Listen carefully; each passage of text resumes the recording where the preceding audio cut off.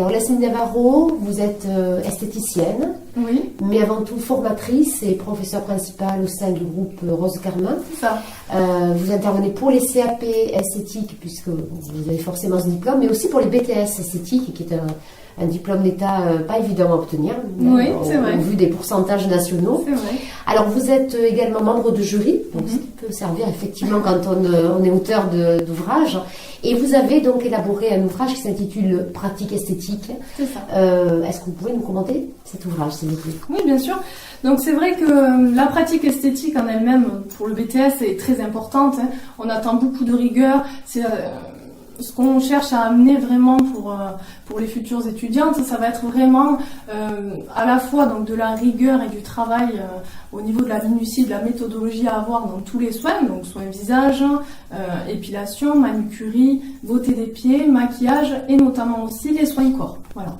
Donc ça va être vraiment de travailler essentiellement sur ça et aussi d'avoir vraiment cette maturité, si on peut dire, au regard des soins à réaliser.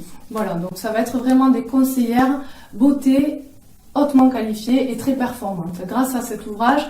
Donc on a essayé de travailler dans le détail grâce à des magnifiques illustrations que vous allez pouvoir justement travailler dans le détail et Chez vous, voilà, à la maison, comme si vous m'aviez à côté de vous, vraiment les petites erreurs à éviter, les astuces à avoir. D'accord. Et je vous ai également souvent noté le temps imparti justement demandé pour le jour de l'examen. Comme ça vous permet à vous de vous auto-corriger et d'avancer comme ça petit à petit tout au long de l'ouvrage. Voilà. Alors c'est un examen, l'épreuve et quel coef représente quoi? Donc l'épreuve est un très gros coefficient, donc 8. Donc ça va être une épreuve de 3h30, donc il faudra pratiquer sur un modèle. Hein.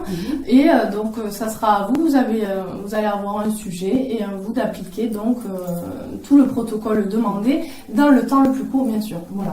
Il y a une grosse différence avec le CAP, justement esthétique? Oui, en fait, ce qu'on attend vraiment d'un BTS, c'est vraiment d'avoir cette maturité et de pousser le soin à chaque fois toujours dans le détail, dans les choses beaucoup plus spécifiques, notamment par exemple au niveau des masques. Donc on aura vraiment des masques très spécifiques qu'on ne retrouve pas au CAP. D'accord. Au niveau maquillage Massage également. aussi, non, peut-être? Voilà, également, voilà, toujours.